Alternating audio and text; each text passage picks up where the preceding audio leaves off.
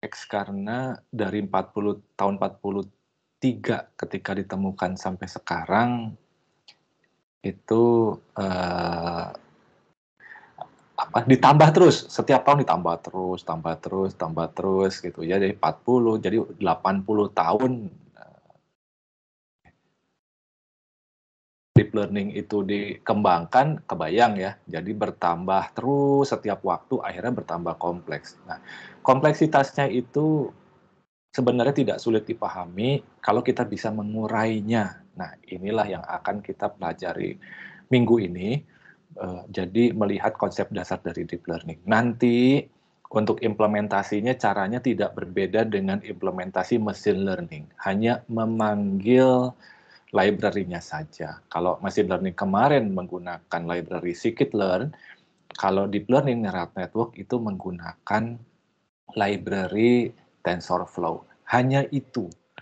Prinsipnya semua sama, konsepnya seperti yang kita pelajari pada saat supervised learning, mengambil data, splitting data, data tes dengan data uji, data tes dengan data training, kemudian dari situ dilakukan proses training, apakah supervised and unsupervised, kemudian baru dideploy. Sama persis. Yang berbeda adalah proses trainingnya antara machine learning yang kemarin kita bahas dengan deep learning, atau kita mundur dulu ke neural network atau artificial neural network atau jaringan saraf tiruan. Jaringan saraf tiruan itu meniru jaringan saraf manusia. Pada era tahun 40-an yang menjadi idolanya itu adalah manusia. Kecerdasan tiruan dibangun untuk meniru kecerdasan dari manusia. Sejalan dengan waktu, para peneliti semakin realistis, yang ternyata meniru manusia itu sulit. Kemudian mulai bergeser, yang ditiru bukan manusia lagi, tapi yang ditiru adalah perilaku hewan. Perilaku hewan ditiru untuk menjadi kecerdasan tiruan, artificial intelligence. Hewan besar, sulit juga, akhirnya diturunkan menjadi hewan yang lebih kecil, seperti lebah. Perilaku lebah itu ditiru juga oleh pengembang AI, ada yang namanya algoritma lebah, B algorithm. Kemudian masih susah juga akhirnya ke tumbuhan, perilaku tumbuhan, dan juga perilaku virus, mikroba, sel darah putih. Nah, sel darah putih manusia itu fungsinya untuk menahan manusia dari serangan penyakit ya, virus dan bakteri yang masuk. Itu juga ditiru oleh para ahli untuk membangun algoritma yang meniru cara kerja sel darah putih dan banyak digunakan pada game, permainan yang sifatnya adalah pertempuran. Nah, itu jadi pada dasarnya pengembangan kecerdasan tiruan itu tentu tidak jauh dari tempat manusia tersebut hidup, manusia itu berada, manusia itu tinggal, manusia itu bekerja.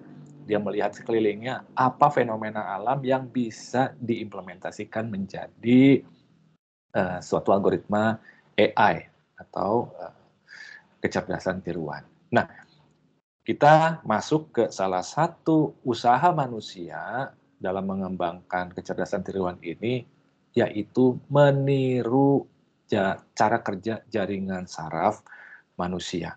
Nah, inilah yang akhirnya menjadi neural network. Kemudian sekarang di rebranding, namanya rebranding sih sebenarnya, menjadi deep learning. Nah, ini jadi kalau kita lihat ini sebenarnya tidak ada yang terlalu sophisticated di sini. Nah, akhirnya kita sebagai seorang engineer itu harus melihat ini secara realistis. Jadi kita tidak terpikat dengan bahasa marketing, tapi kita bisa melihat ini lebih terukur. Baik, sehingga kita hari ini kita bagi dua pertemuan untuk membahas neural network dan deep learning. Hari ini kita akan membahas konsep paling dasarnya. Nanti pada pertemuan berikutnya kita akan melihat yang lebih lebih kompleks. Kita maju selangkah demi selangkah ya. Baik, untuk mempersingkat waktu, saya akan mulai saja. Nah, itu silahkan ya. Jadi kalau ada pertanyaan atau apa, silahkan langsung saja diinstruksi saja. Baik, kita mulai pembahasan kita mengenai jaringan saraf tiruan. Sebelumnya kita lihat dulu jaringan saraf manusia itu seperti apa yang ditiru oleh program komputer kita untuk yang dalam rangka meniru kerja jaringan saraf manusia ya. Baik, jadi kita lihat ya jaringan saraf manusia ini luar biasa ya. Manusia itu punya sifat reaktif yang dapat bekerja dengan cepat dan bisa dengan mudah beradaptasi terhadap perubahan. Kalau manusia itu menghadapi bahaya, manusia itu dengan cepat untuk melakukan suatu gerak refleks menghindari bahaya tersebut. Dan ini sesuatu yang menarik oleh para ahli. Jadi bagaimana sih cara kerja otak manusia? Dan otak manusia itu ternyata begitu dilihat tersusun dari suatu jaringan yang di situ terdiri dari sel saraf atau yang kita sebut sebagai neuron, dan antara sel-sel itu dihubungkan oleh yang namanya sinapsis. Total dalam otak manusia itu terdapat 10⁻12 neuron, di mana antar neuron itu saling terhubung sama lain dengan oleh sinapsis. Penghubungnya itu kita sebut sinapsis. Totalnya kira-kira 6 kali 10⁻18 sinapsis yang akhirnya membentuk suatu network dari syaraf ya di sini. Nah, di antara syaraf-syaraf ini, sel saraf ini, neuron ini mengeluarkan suatu sinyal-sinyal kimia listrik dan dialirkan dari satu neuron ke neuron lain, membentuk suatu networking yang membuat manusia memiliki kemampuan luar biasa. Manusia itu memiliki panca indera di sana, ada mata yang terhubung dengan jaringan sarafnya, ada kulit sensor peraba, ada sensor untuk mencium, sensor untuk merasa, yang semuanya terhubung dengan jaringan saraf yang terhubung dengan otak manusia. Nah, sehingga dari situ manusia memiliki kecerdasan. Manusia itu bisa, salah satunya contohnya mampu mengenal wajah seseorang. Seseorang tuh kalau pakai kacamata hitam atau pakai masker gitu ya, walaupun kita mikir dulu, ini siapa ya? Oh iya, ingat lagi. Gitu. Jadi mampu dengan cepat untuk mengenal suatu pola yang berubah. Demikian juga manusia itu mampu mengontrol organ-organ yang ada di dalam tubuhnya. Sadar atau tidak sadar, ketika ada virus, kuman, bakteri yang masuk ke dalam tubuh manusia, manusia itu dengan cepat membentuk sistem pertahanan diri dengan sel darah putih yang dimilikinya. Cepat, tanpa kita secara sadar bahwa itu telah terjadi suatu peperangan ya antara virus yang masuk dengan manusianya. Nah, akhirnya dari situ hal-hal yang luar biasa itu ingin ditiru, dilihat dari paling bawahnya itu yang paling dasarnya dilihat dari sel saraf atau neuron. Sel saraf itu ada beberapa komponen penting yang akan disimulasikan pada program komputer. Pertama, ada inti sel yang disebut sebagai nukleus. Ya. Ini intinya. Kemudian inti sel sarafnya ya. Kemudian ada yang namanya sel body atau soma ya. Ini badannya ya. Jadi yang membungkus inti sel itu.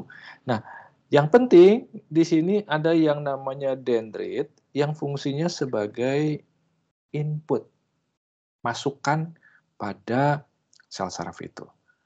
Outputnya adalah akson, output.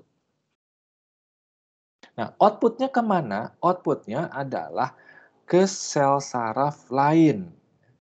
Jadi output dari satu sel yang disebut akson itu terhubung dengan dendrit dari sel lain. Jadi output satu sel terhubung dengan input lain dari satu sel. Nah, titik temu output satu sel dengan input sel lain itu disebut sebagai sinapsis ya. Ini adalah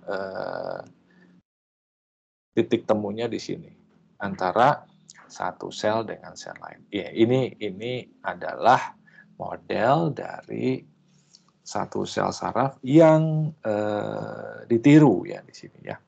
Nah, jadi kita tahu kembali lagi bahwa ada dendrit sebagai input, ada akson sebagai output, dan ada soma ini sebagai pembungkus dari atau inti dari sel sarafnya ya. Nah, cara kerjanya adalah semua input dijumlahkan. Jadi kalau ada sekian input ya dijumlahin aja semua sinyal-sinyalnya. Semua sinyal yang masuk dijumlahkan. Nah, kemudian hasilnya diteruskan ke sel yang lain. Nah, nanti kita lihat bagaimana prinsip kerja lebih detailnya ya. Baik, jadi kira-kira ini, oh ya satu lagi bahwa diteruskan ke sel yang lain di mana titik temunya adalah sinapsis, gitu ya. Baik, kalau saya terlalu cepat atau terlalu ada yang ingin tanyakan langsung dipotong saja ya sebelum semakin kompleks. Jadi apa yang ingin dijelaskan sekarang itu maksudnya adalah ingin menjelaskan sesuatu yang dari sederhana dulu, semakin lama semakin rumit, akhirnya kita paham algoritma atau metode yang sedang trending saat ini ya. Jadi terkait dengan jaringan saraf tiruan. Nah, jaringan saraf tiruan artinya gambar dari sel saraf itu dibuat model matematikanya. Nah, bagaimana model matematikanya dari sel saraf itu atau dikatakan model neuron, ini bisa kita katakan seperti ini. Jadi ada input, ya, ini satu sel. Ini adalah satu sel. Satu sel, ini ada input yang dikatakan tadi dendrit, ini ada output. Kemudian ada sinapsis, ini kita sebut ada W, di mana sinapsisnya itu memiliki bobot. Ini adalah bobot sinapsis. Nah, jadi sekarang kita bagaimana cara menjumlahkannya? Output itu adalah jumlah dari input-inputnya. Nah, artinya kita jumlahkan di sini nih, saya tulis lagi ya, biar bertahap. Jadi kita jumlahkan dulu net hasil penjumlahan. Input 1 dikali bobot sinapsisnya, ditambah input 2 dikali bobot sinapsisnya, ditambah input 3 dikali bobot sinapsisnya, dan seterusnya. Nah, ini bagaimana cara menjumlahkan, jadi bukan X1 tambah X2 tambah X3, tapi dikalikan dulu dengan bobot dari sinapsisnya. Akhirnya menjadi net, itu adalah jumlah input. Kemudian, jumlah input ini tidak sama dengan net ya, sama dengan net. Ini tidak langsung dikeluarkan net itu. Kenapa? Karena kalau enggak nanti semakin besar nilainya, otaknya meledak ya di sini ya. Artinya input itu tetap nilainya ada batasnya. Jadi ketika dikeluarkan itu juga nggak jadi makin besar. Dalam hari ini jadi masuk ke dalam suatu fungsi dulu. Netnya itu dimasukkan ke dalam fungsi yang namanya fungsi aktivasi. Jadi masuk net ya. Ini asumsinya gini. Misalkan paling sederhananya memukul ya. Misalnya kita memukul seseorang. Pukul sekali X1 ya, dengan kekuatan W1. Masuk gitu, bobotnya ya, pukul sekali. Nah, ini ada fungsi aktivasi. Fungsi aktivasinya itulah fungsi kesabaran. Pukul sekali dia sabar, ini apa sih? Nggak sengaja ya, kesandung ya, gitu ya. Kemudian, yang orang pertama tadi, mukul lagi, X2 gitu kan, mukul lagi.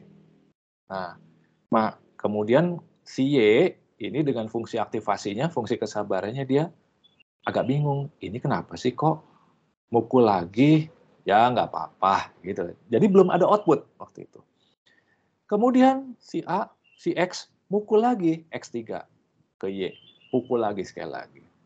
Nah, di situ Y merasa ini beneran, ini X ini mukul saya, ini cari penyakit nih, ngajak ribut, ngajak berantem, kemudian Y memukul balik, mengeluarkan pukulan. Nah, pada saat itulah baru Y mengeluarkan output. Jadi, output itu akan keluar jika nilai fungsi aktivasinya cukup kuat. Ada nilai aktivasi yang atau nilai netnya itu sampai dengan nilai tertentu, baru sinyal akan ada output dari neuron tersebut untuk diteruskan ke neuron lain. Nah, itu cara kerja dari sel saraf yang ditiru modelnya pada program komputer. Oke ya, nah di sini kalau kita lihat jadi apa saja sih parameter yang penting pada suatu jaringan saraf. Pertama ini ada arsitektur jaringannya. Jadi pola hubungan antar neuron. Ada banyak neuron dan bagaimana pola hubungannya. Yang kedua adalah bagaimana cara belajarnya. Sama, prinsip sama. Konsepnya juga sama, machine learning kan. Di sini ada supervised dan ada unsupervised. Dan satu lagi yang penting adalah selain arsitektur jaringan dan cara belajarnya, kemudian yang ketiga adalah dalam melaksanakan kerjanya itu ada fungsi aktivasinya. Jadi apakah fungsi aktivasinya dari sabar langsung marah gitu ya, atau dari sabar hilang kesabarannya pelan-pelan, akhirnya langsung marah. Gitu ya. Jadi ada bisa hard limit, itu step gitu. Tiba-tiba step dari sabar langsung marah, meledak gitu. Kalau sigmoid itu perlahan-lahan misalnya ya. Nah, kita lihat dulu satu-satu dari ketiga karakteristik JST atau jaringan saraf itu atau artificial neural network. Itu yang pertama. Yang sederhana ini jika ada satu sekumpulan neuron input yang terhubung dengan satu layer output yang kita sebut jaringan layer tunggal. Nah, ini yang disebut nanti sebagai jaringan layer tunggal atau nama lainnya adalah perseptron. Nah, ini perseptron namanya ya. Jadi sekumpulan neuron masuk, input dihubungkan langsung dengan keluarannya. Nah, ini yang paling sederhana. Ini ditemukan sampai 1985-an dari 1943 sampai 1985. Ini eranya di situ. Ya. Nah, kemudian dari situ jaringannya bertambah kompleks. Nah, jaringannya bertambah kompleks, ditambah ada layer lagi di tengah. Gitu ya. Nah, yang kita sebut sebagai hidden layer. Satu layer. Nah, jadi ditambah satu layer. Nah, dulu itu kita konsepnya ya ingin menambahkan layer seberapa yang bisa ditambahkan. Tapi pada tahun 80-an, ini tahun 90-an, nah itu komputernya belum sanggup untuk menghitung lebih dari satu layer, dari satu hidden layer. Nah, ini tahun itu dikenal dengan nama multi layer perseptron atau disebut juga dengan nama back propagation. Nah, istilah yang dikenal tahun 90-an sampai 2000-an ya. Nah, gitu. Nah, ada hidden layer. Nah, kemudian saat ini tahun 2010 dan seterusnya, ini hidden layer-nya bisa ditambah jadi 2. Jadi 2 layer, bukan cuma 1 layer, tapi 2 layer. Dan jaringan saraf tiruan yang hidden layer-nya 2 atau lebih itu disebut dengan nama deep learning. Nah, jadi sama sebenarnya. Nah, yang terjadi apa? Kemampuan komputer kita itu belum kuat untuk menghitung network yang terlalu kompleks. Baru sekarang, setelah ditemukan prosesor-prosesor baru, itu pun tidak bisa diproses di CPU. Harus diproses di GPU, Graphic Processing Unit, atau diproses di TPU, Tensor Processing Unit yang dimiliki oleh Google. Nah, ini jadi hanya di situ gitu. Apa bedanya perceptron, multi-layer perceptron, dan deep learning.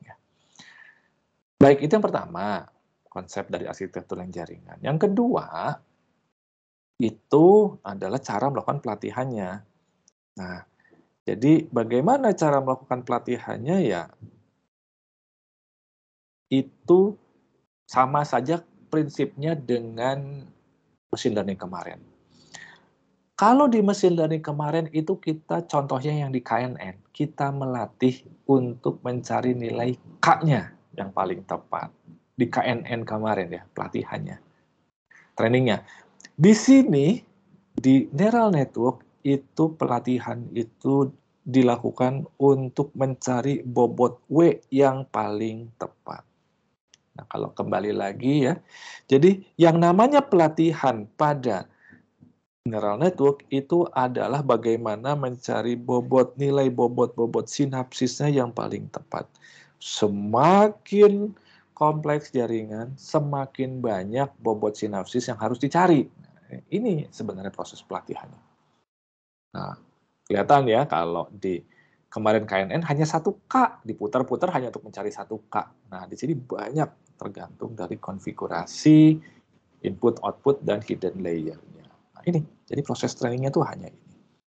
Nah, bagaimana dia bekerja? Ya nanti ada masuk input ya, ada input, kemudian dari situ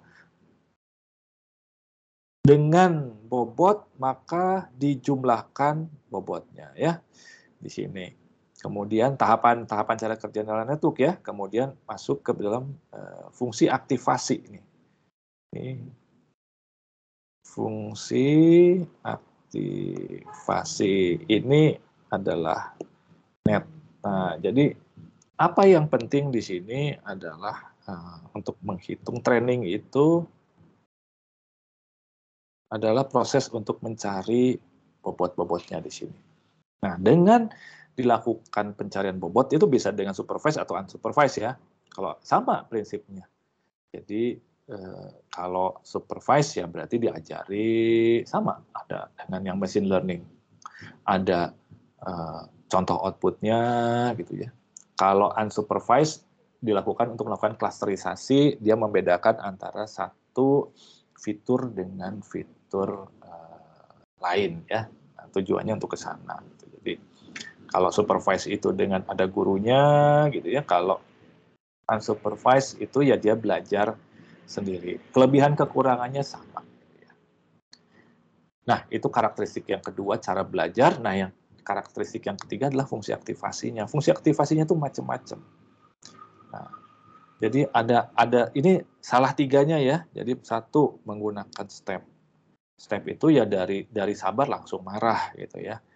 Atau fungsi identitas. Identitas itu pelan-pelan. Gitu.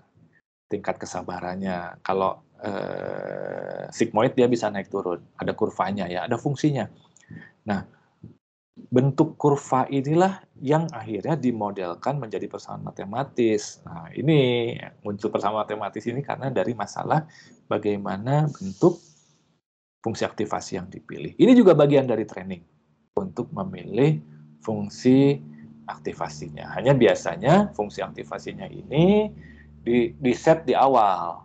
Nah, kemudian dicoba-coba. Apakah mau dari sabar langsung marah gitu dari 0 sampai 1 tiba-tiba gitu ya, atau dia perlahan-lahan dengan fungsi sigmoid ini eksponen ya, atau fungsi linier, fungsi identitas ya. Baik, nah di sini kita lihat kalau untuk yang apa ya fungsi aktivasinya macam-macam bentuknya ya.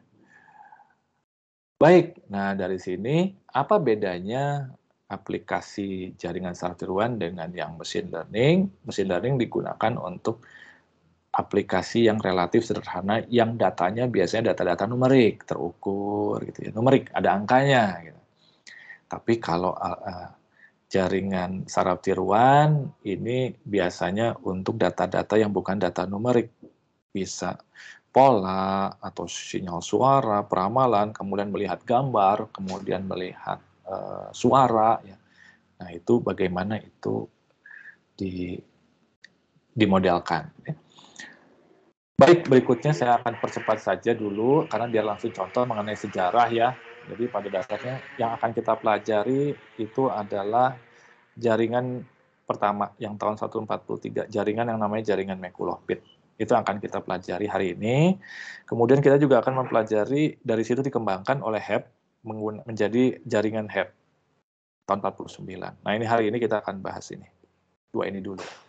Kemudian berkembang tahun 58 ini perseptron. Nah, itu yang kita bahas tadi ya. Satu input, satu output. Nah, kemudian terus berkembang tahun 58.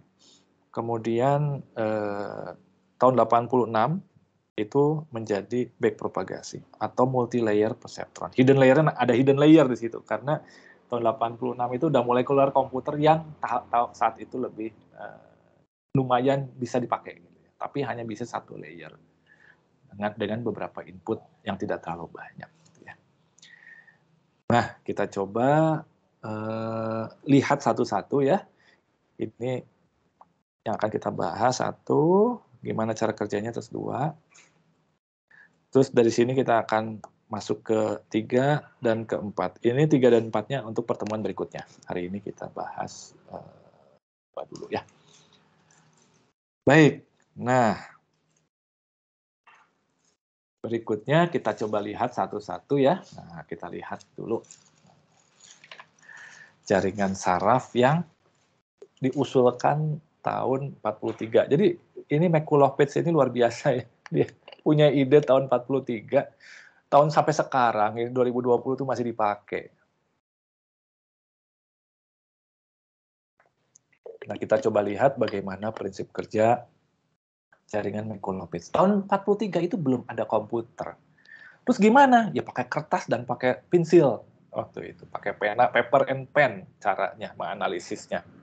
Baru setelah itu, setelah ada komputer, nah baru mulai dikerjakan dengan komputer ya. Jadi ini idenya luar biasa. Nah, kita lihat karakteristik dari jaringan Mekulow-Pitt yang masih berlaku sampai sekarang dan digunakan di deep learning. Ada 1, 2, 3, 4, 5, 6, 7 ya. 7. Nah, ini 7. Nggak banyak lah, tapi banyak juga. Gampang tapi. 1. Karakteristik pertama. Fungsi aktivasi neuronnya dalam biner. Nah, ini yang di Mekulow-Pitt ya.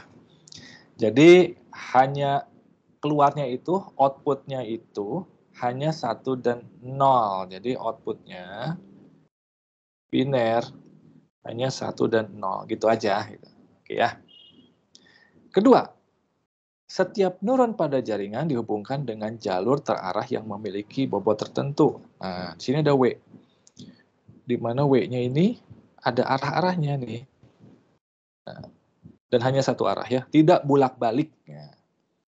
Dan W-nya itu bisa positif atau bisa negatif. Kalau positif ya jadi memperkuat ya, ditambah. Kalau di negatif berarti dikurangi, mengurangi. Jadi menambah atau mengurangi netnya, gitu ya. Karena kita tahu net itu sama dengan X1 dikali W1 ditambah X2 dikali W2 ditambah X3 dikali W3. Nah, di mana W-nya itu bobotnya bisa positif dan bobotnya juga bisa negatif. Kalau negatif dia akan mengurangi, memperlemah sehingga netnya jadi berkurang, gitu ya. Nah, ini karakteristik kedua dari 7. Nah, karakteristik ketiga ini, setiap jalur yang bernilai positif itu ya bobotnya sama nilai positif tersebut. Maksudnya, kalau ada suatu bobot positif misalnya nilainya 2, maka jika ada bobot positif yang lain nilainya juga 2. Bukan yang satu bobotnya 2, yang satu bobotnya 3, yang satu bobotnya 4. Enggak. Jadi sama-sama nilainya bobotnya ya kalau positif 2. Kalau 3 ya 3 semua, kalau 4 ya 4 semua gitu ya. Nah, demikian juga kalau yang bobotnya negatif ya sama. Ya kalau negatif 1 ya semuanya negatif 1. Kalau ada yang negatif lagi ya dia negatif 1 juga. Jadi hanya 2 kemungkinan, positif negatif dalam satu network, di mana kalau positif sama semua, negatif sama semua. Inilah yang membuat jadi mungkin dikerjakan oleh komputer. Kalau semakin acak, bobotnya boleh berapa saja, itu semakin chaos. Komputer nggak akan mampu. Kita aja puyeng, apalagi komputernya. Nah, sehingga dibatasi seperti ini. Ini kita lihat ya. Kemudian, setiap neuron, yang keempat ya, memiliki nilai threshold yang tetap. Gitu ya. Jadi di sini setiap neuron semua masuk, akhirnya jadi net. Nah, kemudian dari situ masuk fungsi aktivasi. Kapan dikeluarkan, kapan tidak. Nah, itu bergantung dari suatu nilai threshold dan nilai thresholdnya tetap. Tidak berubah-berubah. Nah, jadi nilai threshold yang dilatih itu bukan nilai threshold, tapi nanti fungsi thresholdnya yang diubah-ubah. Tapi kalau pelatihan itu adalah training itu untuk melatih bobot dari sinapsisnya. Ya. Baik, kemudian karakteristik 3 lagi ya. Khusus untuk Nekolopits ini, nah, pelatihannya itu dilakukan oleh manusia, belum ada komputer ya, pakai manusia ya, dilakukan dengan coba-coba gitu. Nah, nanti ada kita coba-coba juga gitu ya, biar ketahuan. Nah, kemudian yang keenam, nah kalau ada sinyal mengalir itu dari satu koneksi ke koneksi lain dalam satu satuan waktu. Artinya apa? Artinya penjumlahannya itu, netnya itu ya jadi bisa dijumlahkan sekaligus. Klik, masuk gitu. Nah, itu netnya menjumlahkan. Jadi dengan demikian tidak ada yang terlambat, akhirnya malah jadi bingung gitu pengaturan waktunya. Nah, ini jadi pada dasarnya ini penyederhanaan supaya neural network itu mungkin dibuat dengan menggunakan program komputer. Nah, sekarang apa bedanya dengan deep learning? Ya penyederhanaannya itu mulai dibuka sedikit demi sedikit, makanya jadi rumit. Nah, kemudian yang terakhir, di sini jaringan Nekolopits hanya digunakan untuk memodelkan fungsi logika, ya seperti fungsi AND, fungsi OR, gitu ya. Nah, sekarang kita coba lihat bagaimana jaringan Nekolopits ini dimodelkan untuk membuat fungsi logika N. Nah, kita mulai dengan sederhana saja ya. Apa sih fungsi logika N? Kalau kita punya fungsi N dengan 2 input, X1, X2, kita punya 2 input, maka kombinasinya hanya 2/2, berarti hanya 4 kombinasi. Kombinasi pertama adalah 0 dengan 0, kombinasi kedua adalah 0 dengan 1, kombinasi ketiga adalah 1 dengan 0, dan kombinasi keempat adalah 1 dengan 1. Hanya itu ya, fungsi N 2 input. Nah, kemudian untuk fungsi N, dia akan bernilai 1 jika kedua inputnya bernilai 1. Sisanya 0. Kalau inputnya dua-duanya 0, ya 0. Kalau inputnya bernilai 0 dan 1, ya dia 0. Kebalikannya ya, 1, 0. 0. Dia hanya bernilai 1 jika kedua inputnya bernilai 1. Gitu.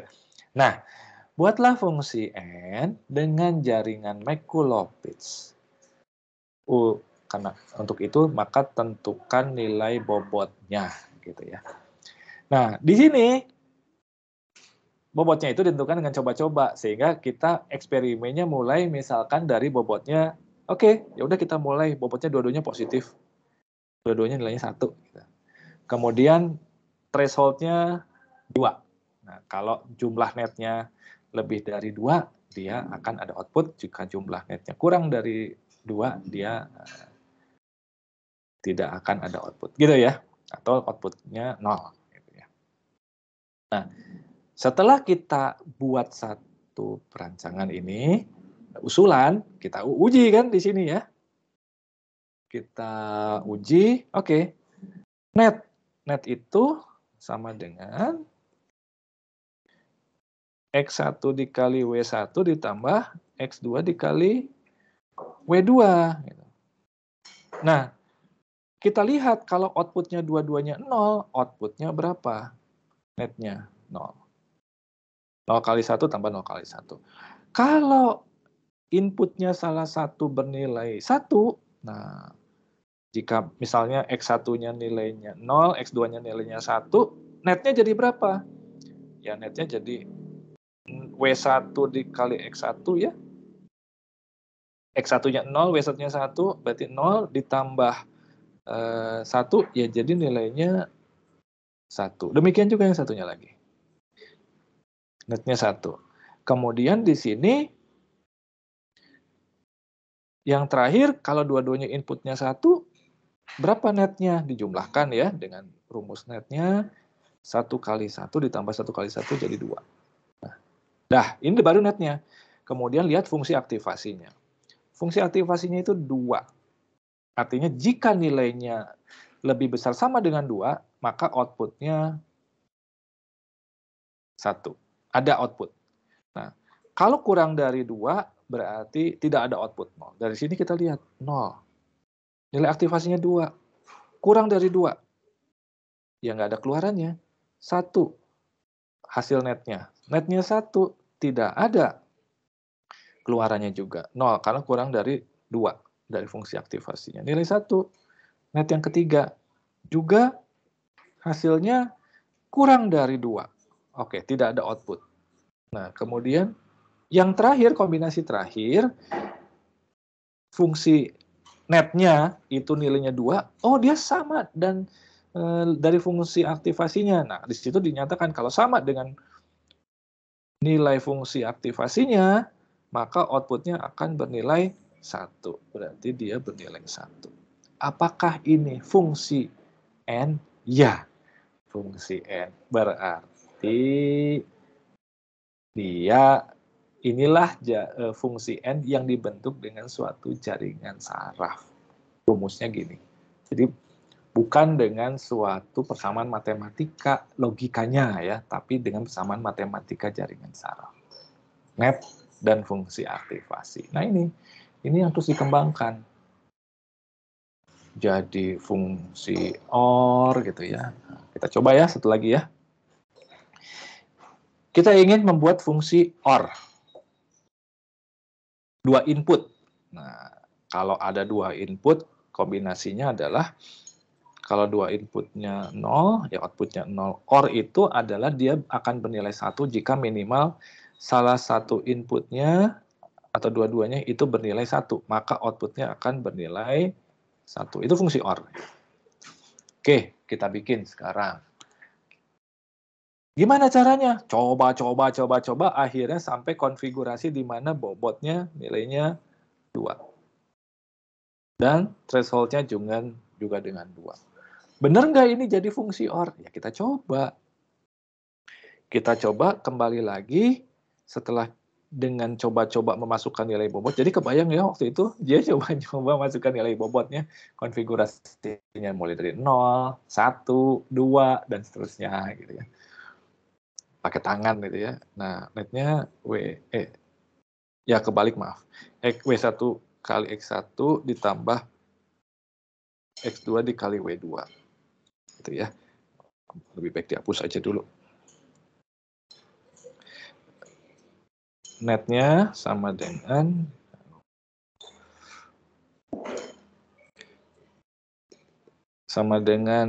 X1 dikali W1 ditambah X2 dikali W2 ya. Dah, kalau dua-duanya inputnya 0, maka nilai netnya sama dengan 0. Jika salah satunya 1, maka dengan perhitungan netnya kita mendapatkan nilai netnya sama dengan 2. Outputnya nilainya 0 dikali bobotnya 2 ya 0 ditambah 1. Kalau inputnya 1 dikali bobotnya 2 ya jadi 2. Kalau dua-duanya 1, maka 2 tambah 2 sama dengan 4. Nah, fungsi aktivasinya itu jika net lebih besar sama dengan 2, maka nilainya adalah 1. Mana yang nilainya lebih besar sama dengan 2 ini nih? Berarti dia ada output, ada output, ada output. Ini kurang dari 2, tidak ada output. Nah, apakah sama dengan targetnya? Sama. Nah, ini adalah bentuk jaringan saraf tiruan untuk fungsi OR gitu ya. Nah. Baik, nah ini. Nah, kemudian dikembangkan lagi untuk fungsi, digabung sekarang fungsi AND NOT. Jadi, ini maksudnya adalah X1 di-AND-kan dengan NOT X2, maksudnya gitu. Nah, dengan cara yang sama kita bisa maaf. Dengan cara yang sama kita bisa menghitung dan ternyata iya fungsi ini bisa diimplementasikan dengan saraf Mikolowitz di mana bobot satunya sama dengan 2, bobot 2-nya sama dengan min 1. Nah, gitu ya. Nah, dari 3 itu kemudian oleh Mikolowitz digabung-gabung. Gabung gitu ya. Pakai tangan gitu, dihitung satu-satu. Akhirnya dengan hasil penggabungan ini keluar yang namanya fungsi XOR. Apa itu fungsi XOR? Nah, kalau fungsi XOR ini 2 input ya, 00, 01, 10, 11. Fungsi XOR ini dia akan bernilai 1 jika kedua inputnya beda. Jadi dia bernilai satunya hanya di sini nih. Ini XOR nih. Kalau dua-dua inputnya 0 atau dua-dua inputnya 1, dia nilainya 0. Nah, ini ternyata bisa dibangun dengan menggabungkan beberapa jaringan saraf. Tapi kembali lagi, nah, ini dengan menggunakan tangan, kertas, dan bolpen, dan kecerdasan manusianya. Pakai manusia. Akhirnya berhenti sampai di sini. Mikolowitz, tahun 43. Tahun 44-45 komputer mulai ditemukan. Kemudian mulai diusulkan oleh Hebb tahun 49, di mana ada yang namanya proses training. Kalau di sini proses trainingnya apa? Coba-coba ya, coba-coba. Nah, kalau kemudian jaringan Mikolowitz ini ditambahkan oleh Hebb,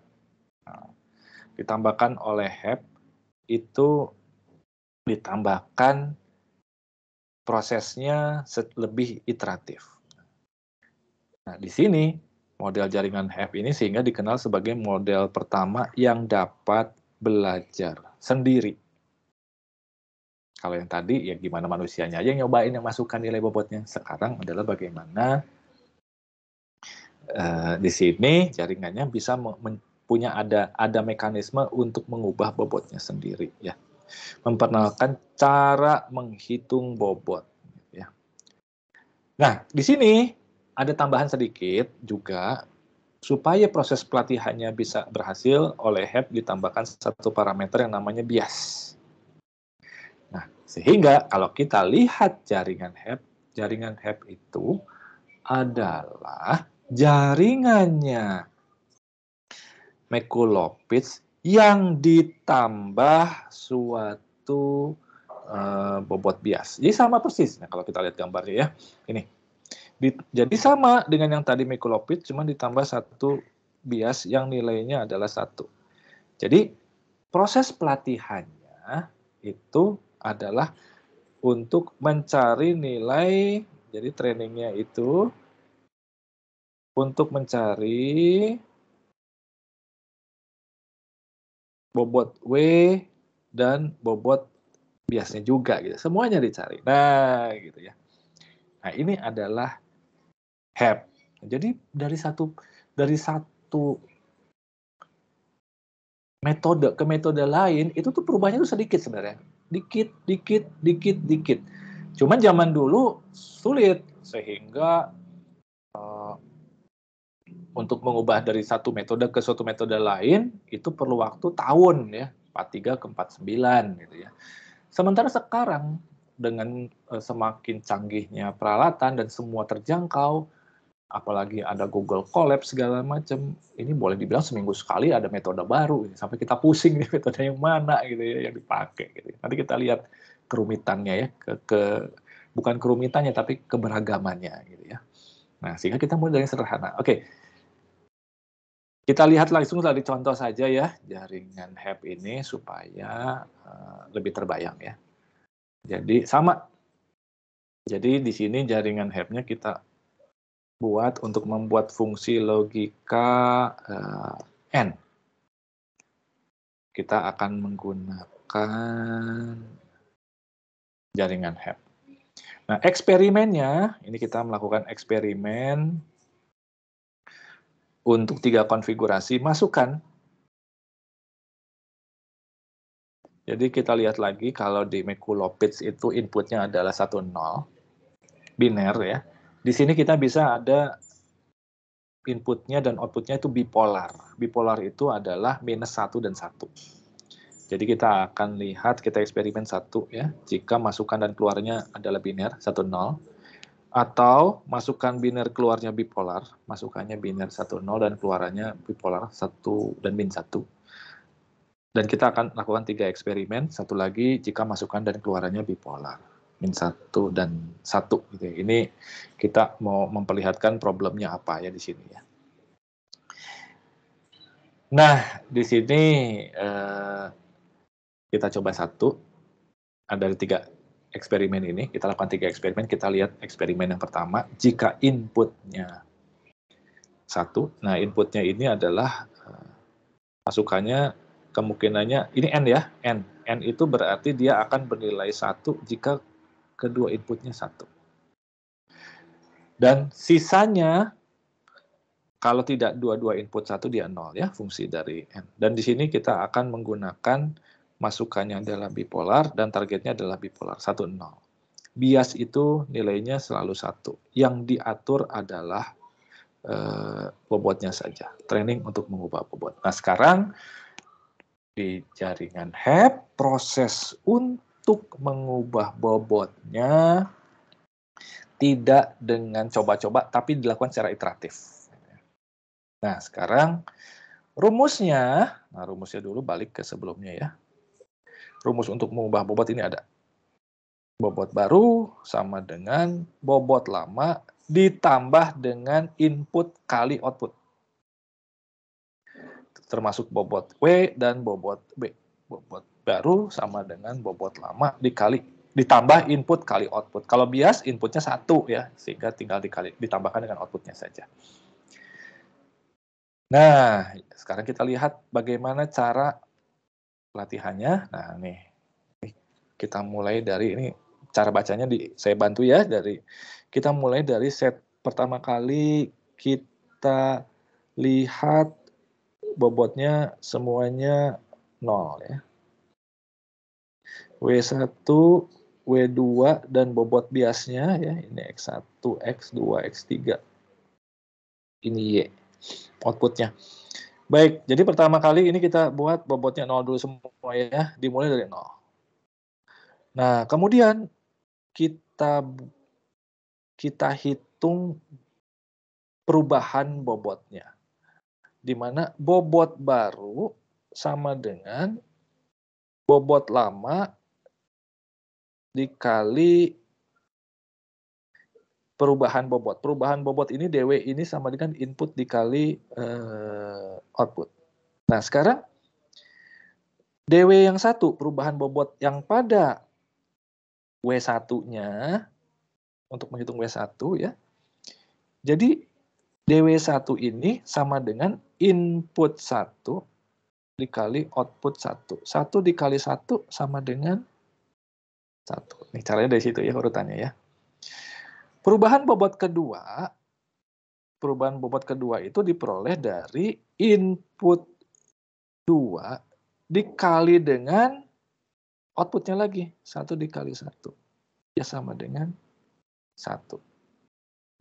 Perubahan bobot bias sama dengan nilai input bias ya 1 ya, dikali dengan keluarnya 1, hasilnya 1.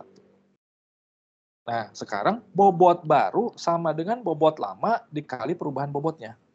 Jadi bobot lamanya 0, nah lihat yang ke atas ini. Bobot lamanya 0, ditambah dengan perubahan bobotnya, yang nilainya 1. Sehingga nilainya jadi 1. Gitu caranya. Bobot baru yang kedua, itu sama dengan penjumlahan bobot lama. Bobot lama lihat di atas yang W2 nih. Sama dengan bobot lama ditambah dengan perubahan bobot yang kedua. 0 ditambah 1, ya sama dengan 1. Demikian juga untuk menghitung bobot biasnya, berarti nilai bobot bias yang lama itu dijumlahkan dengan perubahan bobot biasnya, nilainya 1, akhirnya jadi nilainya 1. Itu dilakukan untuk setiap konfigurasi input 0, 1. Dilakukan 4 kali. Sampai akhirnya kita mendapatkan nilai bobot baru setelah semua input dicoba. Nah, kalau sudah, artinya kita mendapatkan nilai akhir bobot 1 sama dengan 1, bobot 2 sama dengan 1, dan bobot bias sama dengan 1. Nah, setelah itu kita uji nilainya. Nah, kita dapatkan ya nilai bobotnya. Kita uji netnya. Berapa netnya? Kemudian net sama dengan X1. Netnya itu sama dengan X1 dikali W1 ditambah X2 dikali W2 ditambah 1, input biasnya kan 1 dikali bobot dari biasnya, gitu ya. Sehingga tambah bias nih, persamaan netnya. Udah, dihitung aja. Jika inputnya 1, nah ini kan yang pertama adalah jika inputnya X1-nya sama dengan 1, X2-nya sama dengan 1. Dikalikan dengan bobotnya 1 dikali 1 ditambah 1 kali 1 ditambah biasnya jadi sama dengan 3 di sini. Tanya sedikit, Pak. Boleh, silakan langsung. Threshold-nya harus dimulai dari 0?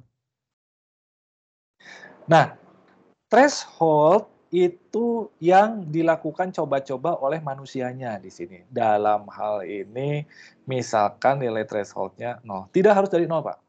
Tidak dari 0. Di sini adalah dari hasil percobaan, itu dibuat threshold-nya adalah nilainya 0. Karena tadi waktu Michaelovitch 2 ya, di situ ya, nilai threshold-nya ya. Ya. Nah. Hanya satu lagi, Pak. Ya. Yang pada metode sebelumnya kan kalau untuk W1 dan W2 selama D positif harus sama nilainya, Pak ya. Kalau di HEP ini masih sama? Masih sama. Oh ya, baik, terima kasih, Pak. Oke, sama-sama. Nah, jadi terima kasih ya. Kalau langsung tanya, langsung potong aja. Baik. Nah, di sini, dengan tadi pertanyaannya adalah nilai threshold-nya ini di-setting oleh kita di awalnya. Nah, ini manusia yang memasukkan nilai threshold-nya itu. Pelatihannya dilakukan untuk menentukan bobot biasnya. Nah, di sini ini yang jadi problem gitu. Kadang-kadang suka lama kita masukkan nilai threshold-nya, eksperimen juga.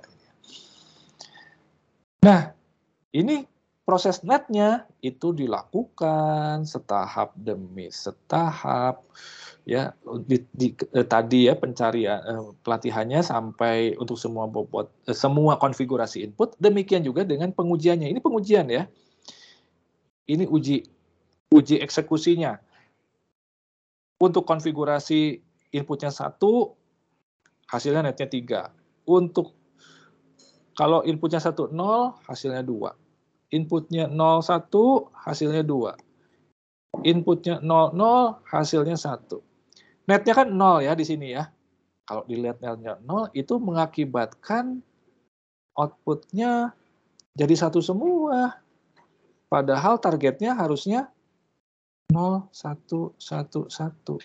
Ini artinya belum berhasil pelatihannya. Jaringan tidak dapat mengerti. Bukan fungsi N. Nah, akhirnya kita memang harus melakukan eksperimen lagi ya. Melakukan pelatihan lagi. Tapi untuk jaringan HEP itu sampai di sini. Selesai. Oke, nggak bisa. Nah, kalau kita kan mikir, loh kalau gitu dilatih lagi dong. Nah, kalau udah mau ada ide dari ini melatih lagi, itu namanya bukan HEP, tapi namanya perceptron. Gitu. Jadi HEP itu gitu. Tentukan fungsi aktivasi, lakukan pelatihan untuk semua konfigurasi input, lihat hasilnya berhasil apa tidak, ya udah selesai. Nah, itu idenya sudah luar biasa karena sudah memperlihatkan bagaimana cara melatih. Nah, di sini kemudian kita coba ya, gimana kalau inputnya biner 1, 0, inputnya 1, 0, tapi outputnya bukan 1, 0, tapi bipolar. Jadi yang asalnya 1, 0, 0, 0 itu diubah jadi 1 min 1. Itu aja gitu. Nah, dengan cara yang sama, ya dengan cara yang sama persis, dihitung dengan cara tadi, nggak usah didetailkan ya. Nanti silakan dicoba sendiri saja, tapi lakukan dengan cara yang sama yang tadi. Nah, di sini dengan cara yang sama yang tadi, itu yang berubah apa? Berubah itu kan perkalian antara input dengan output. Kenapa ada binary bipolar? Supaya untuk mengubah persamaan perubahan bobotnya yang input dikali output. Input ke I dikali output. Sehingga pengalinya bisa jadi ada negatif di sini. Gitu. Nah, ini untuk mengganggu ya, untuk mengganggu pelatihannya. Permisi, Pak? Iya. Nah, ini untuk urutan iterasinya harus begini, Pak ya? Harus mulai dari X11, X11, baru 10, 01, 00. Tidak. Kalau di HEPS itu, yang penting adalah semua konfigurasi input dilatih apapun urutannya. Nah, jadi ini pertanyaannya terkait dengan tadi waktu Mikulovic dimulai dari 00, 01, 10, 11 ya. Di sini kok dibalik. Ya, sengaja gitu untuk memancing pertanyaan ini. Terima kasih banget, Pak. Nah, jadi ide dari HEP ini adalah yang penting pelatihannya dilakukan untuk semua konfigurasi input sekali iterasi. Jadi kalau nanti hasilnya bisa beda bobotnya, ya nggak masalah. Tapi inilah ide dari Bapak HEPS itu tahun 49 ini nih. Nah, untuk konfigurasi yang seperti ini akhirnya diperoleh ya bobot 1, bobot 2 dan bobot biasnya. Dites hasilnya ternyata hasil pengetesnya min 1, min 1, min 1, min 1. Padahal inginnya 1, min 1, min 1, min 1. Nggak berhasil kan di sini. Nah, ini adalah eksperimen yang dilakukan oleh HEPS. tahun 49. Dengan dia membuat kasusnya, netnya bisa yang lain juga gitu ya. Nah, kemudian berikutnya kalau kita eksperimen lagi, gimana kalau dua-duanya bipolar? Dua-duanya bipolar itu 1 dan -1 gitu ya. Nah, jadi baik masukan maupun keluarannya. Dengan cara yang sama, ini lakukan proses pelatihan ya, kemudian dites, hasilnya adalah 1 -1 -1 -1 itu sesuai dengan target. Di sini kita katakan jaringan sudah dapat mengerti pola yang dimaksud. Inilah jaringan N yang dibuat oleh jaringan HEPS dengan konfigurasi bobotnya sedemikian dengan nilai threshold yang sedemikian. Nah, ini bisa berarti kebetulan dong. Sebenarnya bisa aja biner, walaupun dua-duanya inputnya biner, dia berhasil mengerti pola kalau kita memilih threshold yang tepat dan urutan melatihnya yang diubah-ubah bisa sekali. Karena ide dari jaringan HEP ini lebih ke bagaimana proses iterasinya, gitu ya. Dan iterasinya hanya sekali. Kadang-kadang kan kita mikir, ya Mbok, kalau belajar ya jangan dibaca sekali terus bilang udah selesai belajar. Kita harus bisa belajar berkali-kali. Nah, itu kalau belajarnya berkali-kali, itu akhirnya dikembangkan oleh siapa namanya ya, dengan nama jaringan perseptron. Nah, itu berikutnya. Gitu ya. Baik, ini barangkali juga saya cepat banget ya. Nah, ini supaya seru, ini aja deh.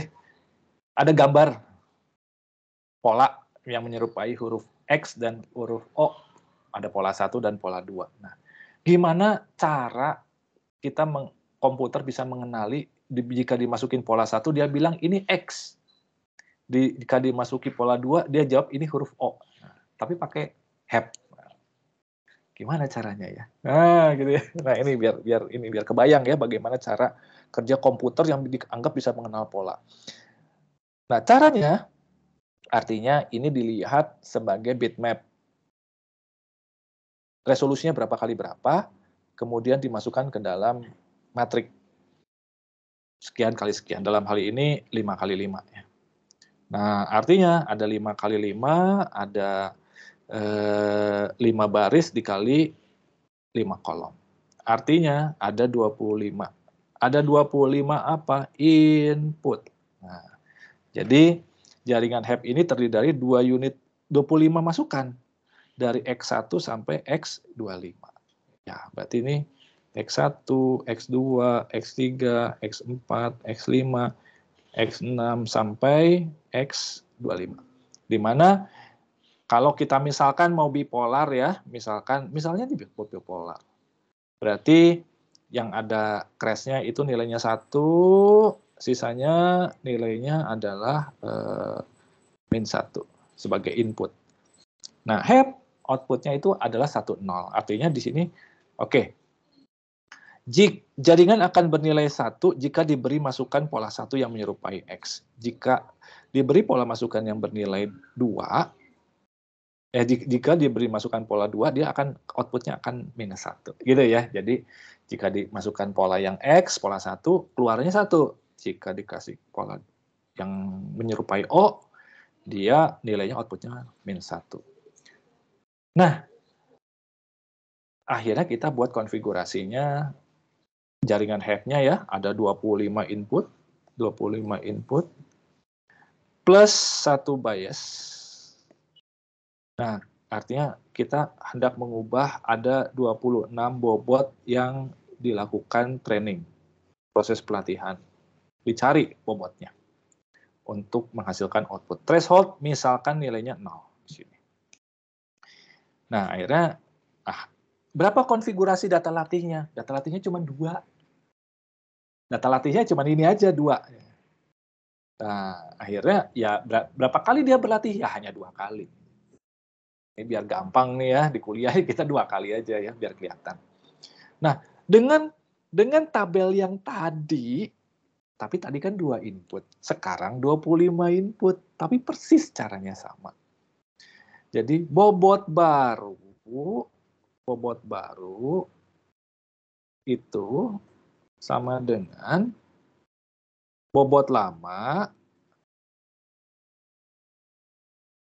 ditambah perubahan bobot, di mana perubahan bobot itu sama dengan input dikali target, di mana masukan dikali dengan target. Gitu. Akhirnya diperoleh nilai bobot baru. Ini W1 sampai dengan W25 dan termasuk biasnya nilainya sekian. Gitu ya. Nah, dari situ sama aja caranya dites. Masukkan net, ternyata kalau konfigurasi yang pertama netnya dapat nilai 42, konfigurasi yang kedua dapat nilainya minus 42. Kalau nilai 42 berarti di atas 0, berarti 1. Kalau nilainya minus 42 berarti di bawah 0, berarti nilainya minus 1. Nah, padahal nilai 1 itu untuk yang X, pola 1, berarti yang minus 1 itu untuk yang 0, yang pola 2. Nah, cocok ini, berarti jaringan dapat mengenal pola. Ini sebenarnya absurd ya, jadi suatu contoh yang terlalu sederhana atau menyederhanakan, tapi bukan itu maksudnya supaya kita paham bagaimana prinsip dasar dari suatu jaringan saraf, mengenal suatu pola. Nanti pola-pola ini bisa jadi pola wajah, pola segala macam ya. Nah ini jadi prinsip dari jaringan yang sampai jaringan HEPS. Nah, berikutnya kita akan coba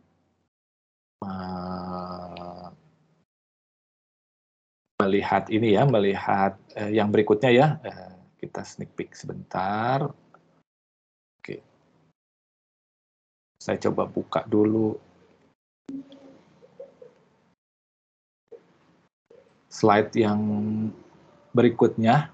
Nah, tapi ini bukan hari ini. Hari ini cukup amat bahannya.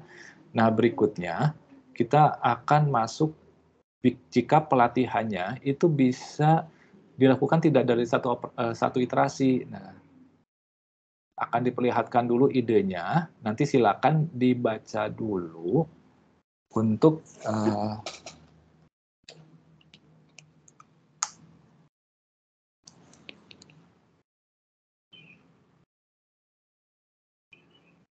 dibaca dulu supaya bisa kita bahas dengan lebih mudah pada pertemuan berikutnya. Insya Allah hari Kamis ya.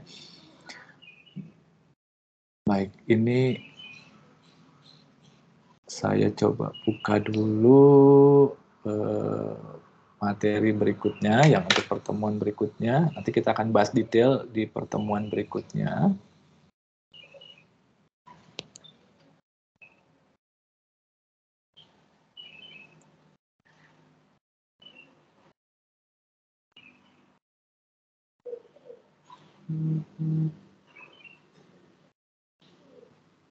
Baik, ini ya. Jadi ini di sini, di materi yang akan kita bahas berikutnya, kita akan bahas berikutnya adalah perceptron, Adeline, Madeline, kemudian multi-layer perceptron. Nanti setelah itu kita akan masuk konsep dari deep learning ya. Multi-layer perceptron itu backpropagasi, kemudian setelah itu multi-layer perceptron, nah itu namanya deep learning gitu ya. Jadi multi-layer perceptron itu berarti ada satu hidden layer. Kemudian berikutnya ada multi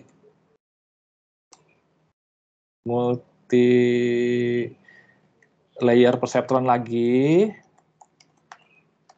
Tapi di sini di mana dia lebih besar dari sama dengan 2 hidden layer. Ini disebutnya dengan nama deep learning. Gitu. Nah, ini. Jadi urutannya tuh begitu. Nah, kita akan lihat dari sini akan bahas perceptron, kemudian Adeline Madeline kita lewat, kemudian multi-layer perceptron. Nah, jadi kalau kita lihat perceptron itu sama dengan HEP, ini perceptron. Bedanya adalah dia proses pelatihannya bisa muter. Ketika dites, hasilnya belum memenuhi, belum berhasil mengenali pola, diulang lagi pelatihannya. Di mana proses pelatihannya itu kita sebut sebagai epoch ya. Epoch itu satu putaran pelatihan. Kalau nggak berhasil, lakukan epoch kedua, epoch ketiga, dan seterusnya sampai jaringannya berhasil.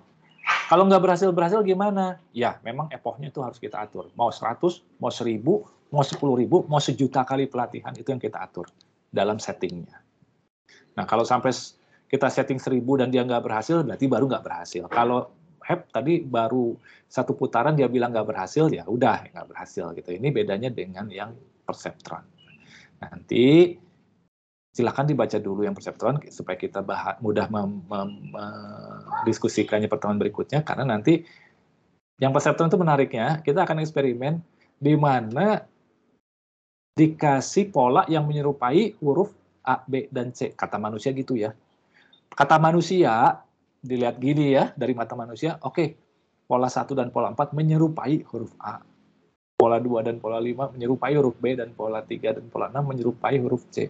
Nah, ayo belajar. Nah, HEP udah menyerah nih. Perceptron bisa mengenali ini. Nah, gimana caranya dia bisa mengenali pola sekaligus? Ini akan kita bahas pada saat perceptron. Tapi Mikulovic dengan HEP-nya harus kuat dulu, harus dipahami dulu. Jadi kalau belum paham untuk hari ini, lihat dulu videonya lagi ya. Lihat dulu videonya, ini direkamkan ya. Lihat dulu videonya supaya nanti kita bisa membahas ini. Nah, nanti dari sini baru dari perceptron ya. Nah, kita bagaimana dia membangun jaringan untuk mengenal pola ini, nanti di jaringannya seperti ini nih. Ada satu jaringan untuk mengenal pola A, ada satu jaringan mengenal pola B, satu jaringan mengenal pola C. Nah, di sini kita akan lihat dulu Adeline-Madeleine. Adeline-Madeleine itu adalah perceptron yang persamaan untuk pelatihannya itu yang diubah. Jadi persamaan untuk menghitung errornya. Nah, ini mulai yang Pak Amri kemarin bilang, ini banyak rumusnya. Itu rumusnya adalah rumus pelatihannya. Di mana kalau sudah menggunakan TensorFlow, kita sebenarnya udah nggak lihat lagi rumusnya. Pakai TensorFlow, kemudian kita mau pakai metode apa, nah, itu udah otomatis. Kalau metode ini berarti rumusnya yang ini, metode ini rumusnya yang ini. Nah, ini yang akan terus dikembangkan menjadi berbagai macam metode. Metode Adeline ini sama dengan metode perceptron, hanya errornya yang diubah, persamaan trainingnya yang diubah. Kemudian metode Adeline disambung-sambung jadi multiple atau many Adeline.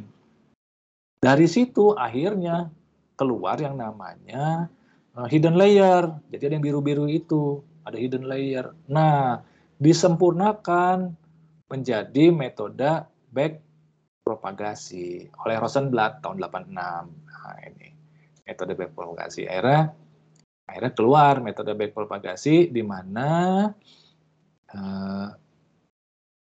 ada hidden layer. Di sini diusulkan lagi bagaimana persamaan-persamaan untuk pelatihannya.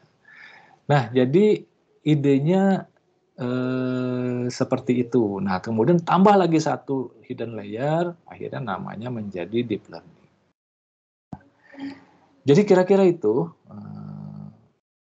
Bapak Ibu semua ya, pengantar kita mengenai neural network. Mudah-mudahan bisa dipahami. Nah, ini saya cukup kencang juga ya menjelaskannya. Jadi mohon kalau nggak paham ya dilihat lagi videonya gitu, karena kita membutuhkan pemahaman ini supaya kita bisa paham untuk materi berikutnya. Dimulai dari yang paling sederhana, terus yang mudah-mudahan kemudian kita bisa melihat sesuatu yang kompleks dalam deep learning itu menjadi lebih sederhana kalau kita paham akarnya ya. Baik, kira-kira itu saja yang ingin disampaikan hari ini. Nah, ini bagi yang ada pertanyaan silakan, barangkali ada yang ingin didiskusikan dulu. Ini sebagian besar ada perkuliahan lagi pukul 10 ya. Masih Iya, ada Pak. waktu. Ya, Masih lama. masih ada waktu. Ya, buat sarapan lah, lumayan. Jadi nggak ini ya, saya juga nggak usah banyak-banyak, karena kalau banyak-banyak nggak paham percuma gitu ya. Nanti pertemuan berikut kita akan bahas perseptron, back propagasi, kemudian juga dengan deep learning-nya gitu ya. Baik, kalau begitu kita cukupkan pertemuan kita pagi hari ini. Terima kasih banyak atas kehadirannya semua. Semoga bisa memberikan insight ya, pemahaman dan pencerahan ya bagi semua. Mudah-mudahan bisa melihat ini dengan mudah. Ya. Itu yang memang menjadi target. Bila ada yang kurang, nanti mohon diberitahu supaya kami bisa memperbaikinya. Terima kasih Bapak Ibu atas kehadirannya. Salam sehat semuanya. Selamat pagi semuanya. Pak. Terima kasih Pak. Salam sehat juga. Terima kasih Pak.